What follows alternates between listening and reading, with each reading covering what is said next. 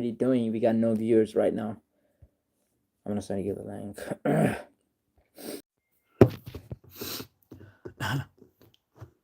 Oh shit. Yo. Guys, we're gonna be talking about UFC 323 today. Is anyone joining?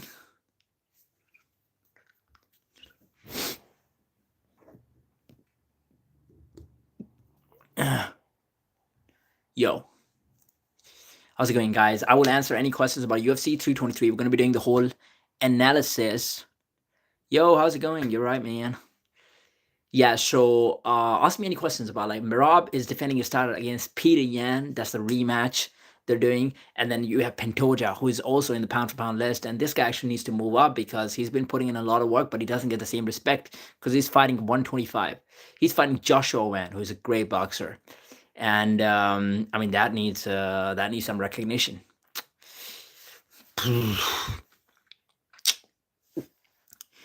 Even if you have any generic UFC questions, you can ask.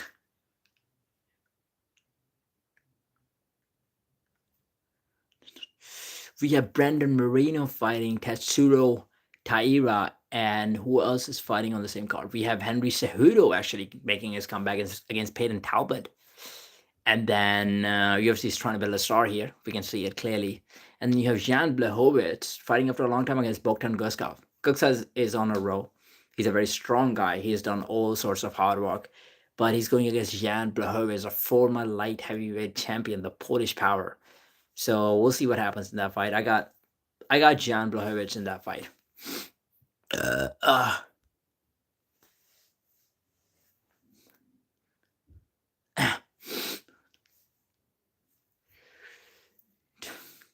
Antag, do you have any questions?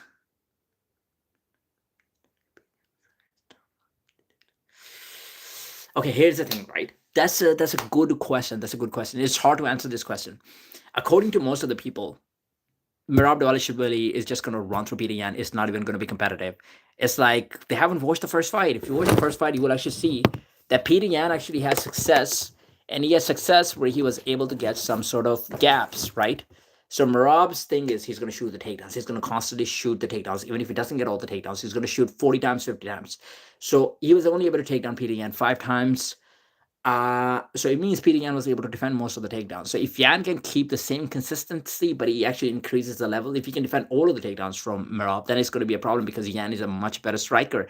And in the first fight, maybe Yan actually underestimated Merab because he was a favorite going into the fight. But now the storyline is Merab is a big time favorite. And if you're asking me about my opinion, I think Merab is going to take it. I think although Yan is going to be more prepared this time, I think Merab has improved as well. We have seen improvements in his striking. In the last fight, you could see against Sanhagen, he was letting go of the hands. He was comfortably throwing hands in the pocket. He was able to land some of the shots. His hand speed was looking much better. And then we know Merab can also take a shot, and we know that his jiu-jitsu is also going up. Like, we have always seen Merab as like a judo and a wrestler guy who's been able to dominate people from the top position. But now we can see he actually has the ability to just submit people as well. We saw that in the sparring that he against Demetrius Johnson. He was able to submit him a few times. We saw that against Sugar Sean O'Malley in the second fight. He was able to do it. So, I mean, I definitely see Merab doing something great. And the thing is, he's got the best cardio in UFC history. This guy does not get tired. So we know for sure he's not going to get tired, which means you're going to have to finish the guy, and finishing the guy is going to be a problem. If I'm on Peter Yan's side, he's going to have a fast start. Like, he can't start slow.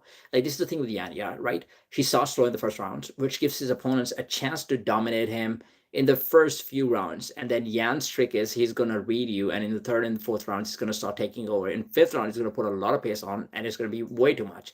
But with Merab, he doesn't let you breathe. So if you don't start early, it's a big problem against Merab. So I think what Yan needs to do, he needs to have a fast start. He needs to control the center. He can't get pressed against the cage, because we've seen, even though Merab can take you down in the center of the cage, but he only gets control when he's actually taking you down against the cage. And that's what Yan's got to be careful of. He got to stay away from the cage. He got to try to control the center and then fight Merab, because in center, Merab is not that successful. Even if he finishes the takedown, he doesn't get good control. He doesn't hold you down, and he's not able to set up submissions in the center of the cage. So we'll see. But I feel like Merab is going to make history, man. Merab is going to be the first one. He might be the most dominant champion. We talk about Khabib being the most dominant champion. I mean, finishing guys within the second round, third round, fourth round. Merab is getting to a point where you're like, okay, this guy's not getting the finishes, but he is dominating people. It's not even close. It's not even a matter of whether it's not even a matter of whether it's going to be a difficult fight or not. It's a matter of like, can you actually make it to the fight? Can you actually make it to the last few rounds? Or like, do you have the ability to actually not quit and go to 5 rounds without Merab actually going for the submissions? Yo, Sam, how's it going, bro? Yeah. Why? You bring something interesting to the stream. It's an amazing stream. We're talking about the best sport on the planet. We're talking about the first sport on the planet. Fighting was the first sport on the planet. Yeah, we're not talking about kicking the ball, all right? We're talking about actual men fighting. That's what we're talking about. All right. You can ask me any questions about UFC. It doesn't even have to be regarding UFC 323. You can ask me any generic questions about UFC. Who's the best fighter of all time? Or if you, oh, by the way, let me drop some news. I haven't talked about this. Ronda Rousey is making a comeback, and she's actually having a boxing fight against Katie Taylor. Now, we know Katie Taylor is one of the best boxers. Katie Taylor is dominating the boxing world. She's the biggest star from Ireland, and right now she's the biggest boxing star in women boxing. And Ronda Rousey, who was never even a boxer, she was a terrible striker in MMA, and that's why she lost to Holly Holmes and she lost to Amanda Nunes. She's making a comeback in boxing, and we know Ronda actually had like brain injuries, right? She was getting concussions. She had concussions in judo. She got some concussions in MMA. And considering that she had concussions, she's coming back and she's making a comeback in boxing. That doesn't sound like a good decision, but I don't know. There's something going on with Netflix. The wall behind me. It's a dude. What's on the wall behind me? It's not a man. It's definitely not a man. It's a jacket, I think. It's either a jacket or we're talking about the light bulb. Or we could talk about the smoke detector again.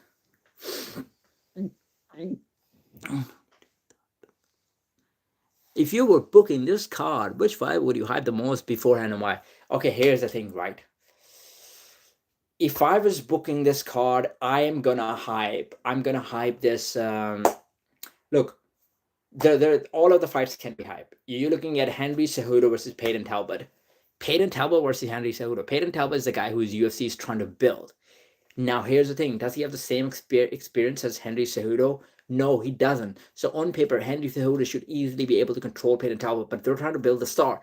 Peyton Talbot does have one-punch knockout power. UFC does see a star in him because he's got the looks and he knows how to talk.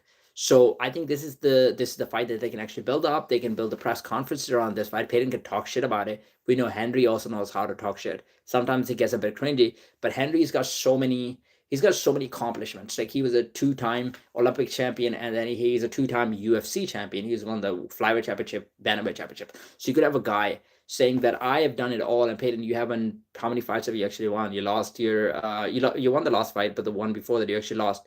So I think this is the fight that can actually build up. The other fight I want them to actually build up is Pantoja versus Joshua Wen. Joshua Wen is the 24 years old guy. He's the first guy who's been given a title shot at the age of 24. That's never happened in a long time. Maybe John Jones got it, but Joshua Wen knocks people out. He's been dropping people. He's such a big star. And Pantoja, he needs more recognition. He's been on a long winning streak. Now we need to have a conversation that is he the greatest flyweight of all time, champion of all time, but he doesn't get the recognition. So I think that's where you can build up Pantoja and you can build up Joshua Wen as well. So that fight needs a lot of hype. What is going on? Sam, just ask me a question, bro. Okay, who do you think, Sam? I can maybe bring I can bring football into this. Who do you think is going to win the Premier League this time?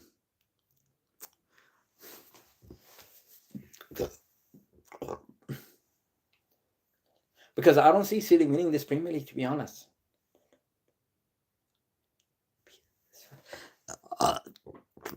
Alpha Q, Alpha Q, Alpha Q, Alpha Q, Alpha Q, Alpha. Oh shit! Oh shit! Took me 3 times to actually get it. Yeah, you're on the receiving end anyway, so I don't think it's good for you.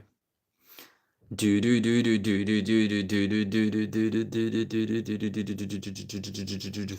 more news? Any news? Any news today?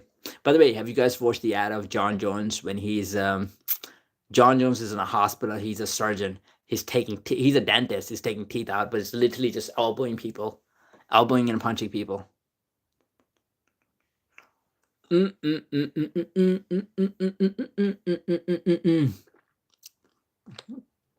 Okay, guys. Okay, guys. Bring the energy. Okay, who watches cricket over here, by the way? City won so they can win the league. I mean, they're probably what are they on the tables right now? Let me actually pull up the tables. That is so pathetic that we're talking about football actually here. And we have a UFC stream going on. Okay, so Arsenal is at the top of the table. Arsenal with 30 points. City's got 28 points. Arsenal's got one less game as well. They've got 13 games. City's got 14 games. So, I mean, there's a lot of matches to go, to be honest. It's very hard to make a judgment right now. But, yeah, those two teams probably. Chelsea, Aston Villa, Brighton. I mean, what world are we living in? Brighton has got 22 points. What is going on?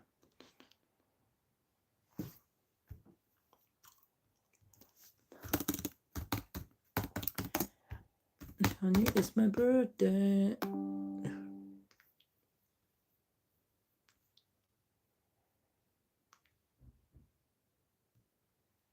I can't begin my day until I've had a Dickens cider. There's nothing better than waking up to a good old Dickens cider. My girlfriend. Oh my god. Oh my god. Alright. I just checked it out, dude. That's funny. What? Is that the video that you're talking about? It's quite funny. It's funny. It's funny. I don't even know when it came out. Bro, that was 2021 actually.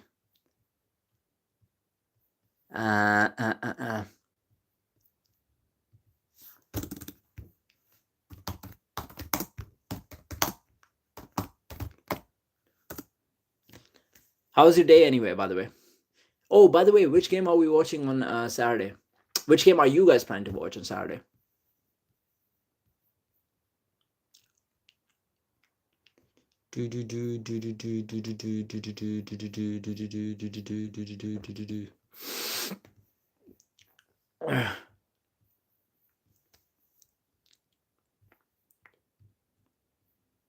Okay, by the way, guys, do you know if I should be putting the hashtags on? Like, what do I need for the people to actually come to my stream?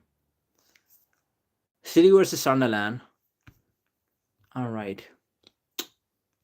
Spurs will take confidence from this 5-pack.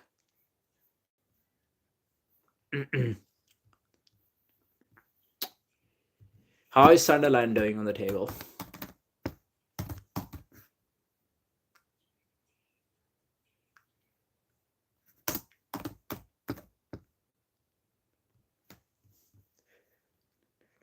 Okay, Sunderland is actually number 6. It's not too bad.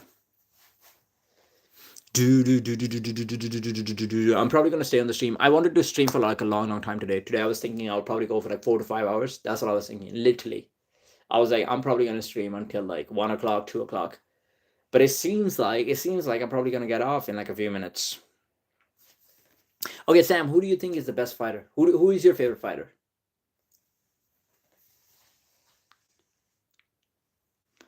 We're definitely weak, and Sunderland is a good in good form. They've been beaten Liverpool and held Arsenal in a draw. Yeah, everybody is beaten Liverpool, so that's not an accomplishment. And yeah, I mean, see if they Arsenal in a draw. Yeah, let's see what happens. Let's see what happens. I want to get the experience of the match, to be honest, because I've never actually been to a football match. I've been to cricket. I've been to MMA a few times. But that would be a good experience. But at the same time,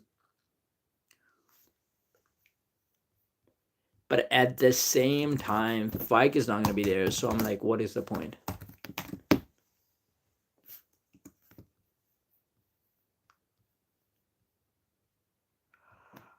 Oh,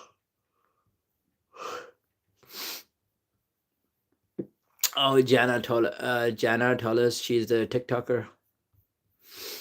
Yeah, I don't know. I don't really follow her. I think if you're talking about like the best female fighter, oh, that's a big fight by the way. It's on UFC 324. So you have Amanda Nunes coming back, and she's making a return against Kayla Harrison, who's like the Kayla Harrison is like one of the best right now. She's got Olympic judo background. And she was a PFL champion, and now she's a UFC champion. By the way, one fact about Kayla Harrison is that she was fighting at 155. Then she lost to 140.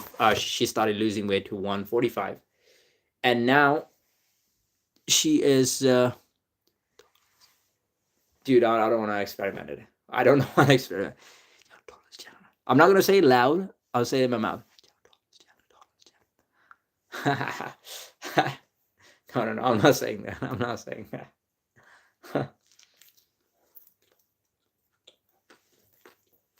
But yeah, the story about Kayla Harrison is she actually weighs like 150. She's fought at 155 pounds. So she's fighting at 135 pounds in UFC because the UFC doesn't have a high weight class for women, which is kind of insane.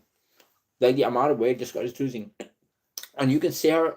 You can see her on the scales.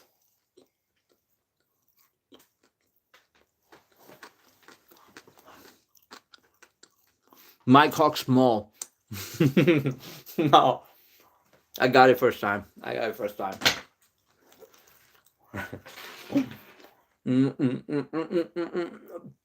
gonna cut this part out of the stream.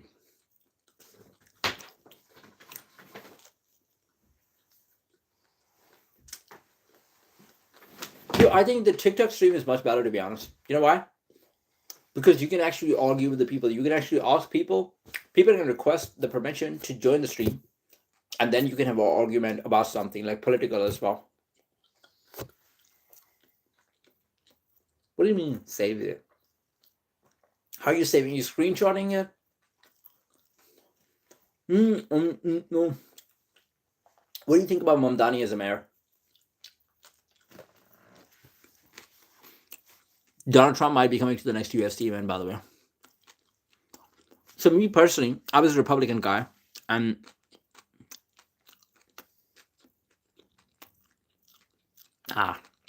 cool. I don't think you get shadow banned for that. You can probably get shadow banned by discussing, if you're discussing politics and you're saying a lot of crazy stuff, you can probably get shadow banned. But not for this. No, bro, Mamdani, no. What are you talking about? You're probably looking at the new news. But it's like he has to do some of the things. He's not gonna be able to change everything by himself. I don't think he's too woke. I don't think about that. One thing I like about him is like he's been able to indulge in discussions with other people. Like you saw that with Kamala Harris, she was completely opposite. She didn't want to discuss anything. She didn't come on any YouTube channels before actually before the election.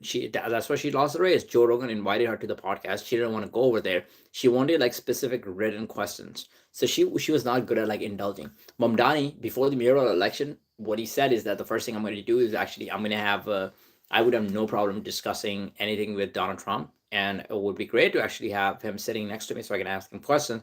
And you saw that, bro. This guy's powerful. He's been able to take his stance where he wanted to. Like even the Donald Trump in the White House were sitting. He's been able to question him. He's been able to say that Donald Trump is a fascist. He's also been able to say that what was he saying actually? Yeah, he's been able to talk about Palestine. So he's actually got a voice to himself. He's not being owned by the billionaires. It doesn't look like it. And if he says something which is kind of like really woke, I think it could also be that he has to please some people. He can't.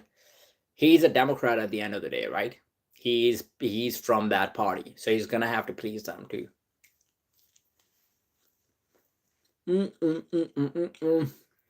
Did you watch the debate of Piers Morgan with like 20 liberals, by the way? I haven't finished it, but I was on it, and it's kind of good.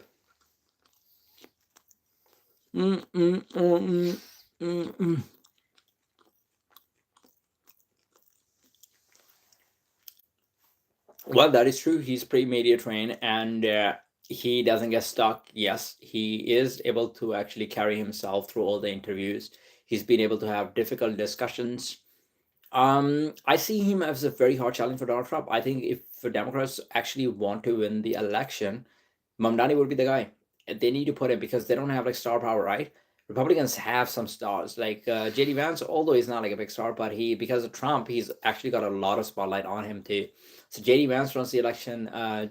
What's his name? Vivek Ramaswamy. They have a couple of other guys as well. But you're looking at the Democratic Party; they don't have a star. They don't have a single star. Mamdani is the only guy. So I think even Trump, you saw when Mamdani was sitting in the White House with him, even Trump was getting a bit of starstruck. Like you can see, Trump loves winners, even though he's not from the same party. He's got completely different ideas. He's against capitalism. Trump actually respected him. So I think he's going to see them. He's going to see Mamdani as a challenge, and it's going to be fun. Mamdani is the only guy who can actually challenge Trump on the biggest stage.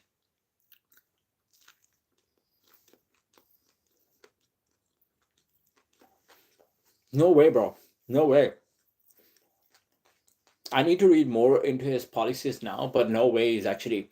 The thing is, he's doing it for the common people. So even if the businessmen are not getting the best out of it, it's not bad for the small businesses. It's only bad for the big businesses, maybe, because he's going to tax them way more. So even if they're not getting the best out of it, that's not the most important thing. You're looking at the people as like a whole nation. You're looking at you want the best for everyone, and his focus is the bottom class. His focus is the low class who cannot even afford to live. Um, who are struggling with like day-to-day life spendings, who have struggling with getting the best education, getting the best healthcare, getting the best transport, and he's gonna help those people, and that's where that's where he made himself. Actually, that's where he's been campaigning for the last 4 years, and this guy's been very consistent with it. Watch his interviews from 2021. He's got the same consistency in 2025 as he had in 2021. But that's why I support him.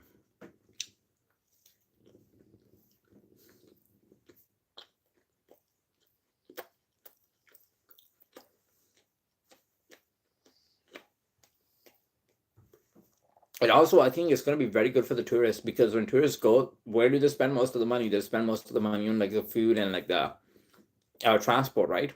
That's going to get cheaper.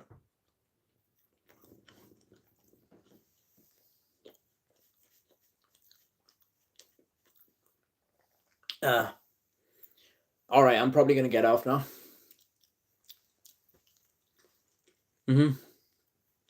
All right, guys, have a good one.